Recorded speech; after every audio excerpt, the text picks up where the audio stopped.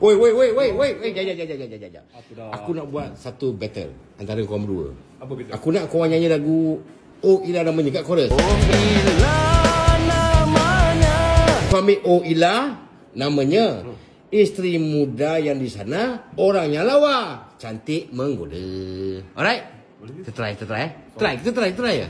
Try jom. Okay, ready? Satu, 2, 3. Oh Ilah namanya, istri muda yang di sana orangnya lawa, cantik menggoda. How? Nantikan lagu Oh Ilah namanya. Mantap.